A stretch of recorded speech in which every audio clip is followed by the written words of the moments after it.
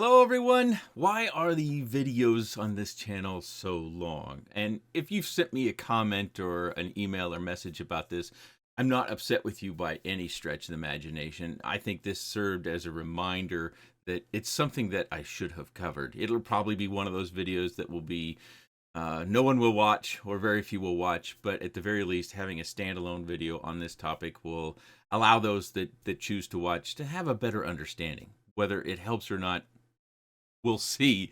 So the first reason, and this isn't a prioritized list, I think I tend to gauge my videos more towards those maybe in the middle or intermediate to beginner stages. There's probably parts that those that are more experienced or advanced might be able to get from the videos just watching the flight footage.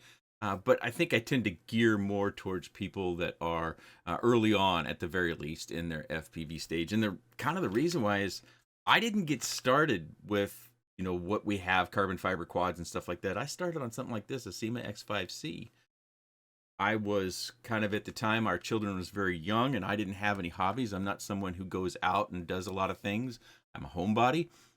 I was desperate for a hobby and I picked one of those up and I had a lot of great fun out in front of the house just flying it around. And it's pretty, the controls weren't great, but I still had a lot of fun with it. And that was my gateway on into adding a camera to it and buying other stuff and experimenting, tinkering and exploring this hobby. And that has kind of, over the course of 9 years, brought me to where I am. So I think that tends to push me towards helping or structuring videos more geared towards intermediate to beginner level RC, with the hopes that some people who are more experienced can still gain some value.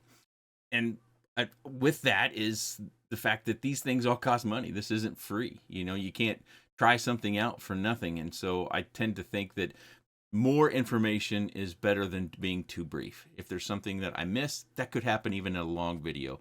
But if the video is short, I'm definitely going to miss some things, whether that's just, cutting it because of time, or cutting it because I'm in a hurry when I'm recording or something like that. Or it's just information that some people might need and others might not. That could be a small segment or a big segment. So that's one of the reasons why the videos are so long. Yeah, I tend to get on a roll, get a loose tongue, and start gabbing around and get off on tangents.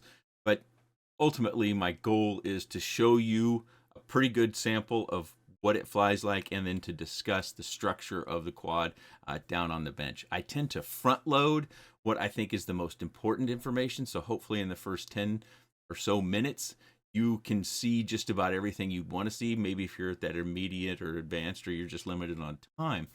So my quick specs that you may or may not want to see go pretty choppy, pretty quick. Over the years, I've added a little bit of an intro, kind of at the behest of others in the comments and messages, of kind of introducing the quad before I jump right into the specs. And then I tend to have a lot more flight footage, which is another reason why the videos are so long. I am not a fan of clipping up the flight footage in order to put together something that might resemble a highlight reel. I'm not comfortable with that. That seems like it's more specific to showcasing an item rather than showing an item. You could say that a highlight reel is more appropriate for sports. A Hall of Fame inductee or something like that. You might have a highlight reel on. You're not going to show them on a day that they didn't play well or something like that. So I tend to fly these things quite a bit. I'll do a slower battery testing to just get flight times down, especially on Cinewhoops. And I'll fly the Cinewhoops maybe in different environments, and then I'll fly them more aggressively to see what they're capable of. There was a time where those Cinewhoops were not capable of much. It fortunately has gotten a lot better.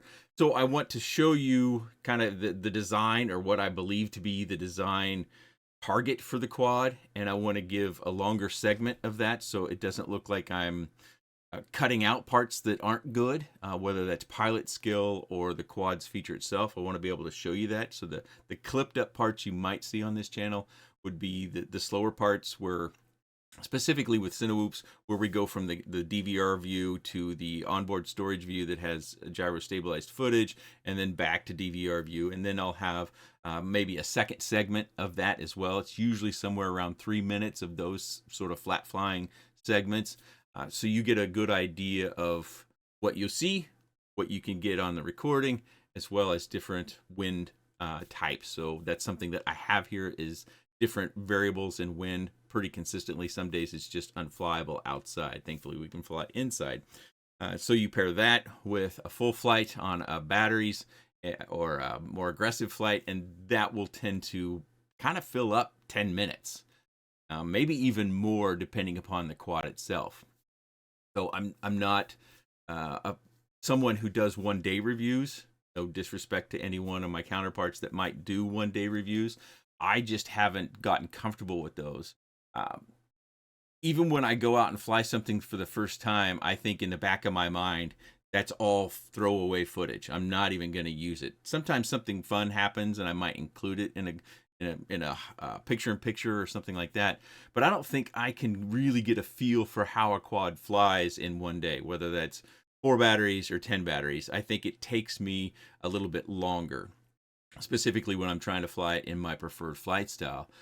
A case in point would have been the last video with the Firefly 18, that I think if I had just flown it for an afternoon, 5 or 6 batteries, I wouldn't have learned about the throttle sensitivity and what it does if you go too quick versus too slow. So that was something that I learned during that flight process. And even that first day, I don't recall having a flight that didn't have a crash pretty early on, because I was kind of just getting acclimated to the quad. Now, I oftentimes will take out more than 1 quad at a time when I go out. Not much recently because there just hasn't been as many products to review. And my overall approach when I'm editing, not only to try to have as much, not as much, but a good amount of information, the things that I think definitely need to be covered in the video, and trying not to chop it up and make it short of time. But I can do better, I think, in many regards to saving people's time, because you are in control. That's another factor, is I believe that you're in control because you are in control. You can scroll through the YouTube and they've got some pretty good controls within YouTube to see the segments you want to see. But where I can help you with that is to do a better job of having chapters. I've done it sprinkling here and there, but that is definitely an area where I can improve upon in order to make that viewing experience of what you want to see in those chapters, so you can just click to the segments and they'll have titles and stuff like that. So the videos are so long because I tend to gear towards people that might be more intermediate level or beginner level. I tend to front load what I think is the information or the portion of the video that most people would want to see, the specs and the flights. I do get, as I said, long in the tooth sometimes. Sometimes I'm filling what they called in radio, which I do have a little bit of experience in, dead air during the narration, because I don't want to pick music out. So I'll fill it with talking about things about my family or about the yard or different fun things that might happen, and just a little sprinkling in there. And then we have the desk reviews later on. So those kind of the basic reasons why the videos are so long. And again, you're in control. You watch as much as you want or as little as you want. I stopped doing mid-roll ads several years ago, so the only time you'll see ads on this channel is the beginning and the end. And because this is my hobby, it doesn't feed my family. That wasn't a big hit to the channel by any stretch. You could say it was from an ad revenue standpoint, but it still allowed the channel to do what I wanted to do with the channel, which was to maintain it as a hobby, so I can pay for shipping on giveaways, which we'll have one coming up, maybe the next video. Sponsor events, which I can't sponsor all the events all the time, but the microcentric ones, I do try to sponsor events. Giving to Express LRS, the development of that, and to Betaflight, there may have been something else over the years too.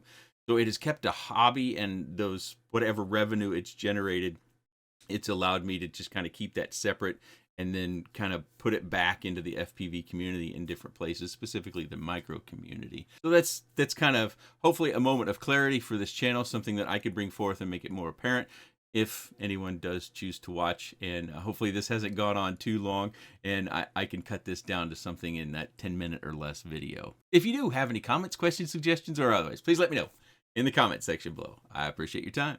Thanks for watching.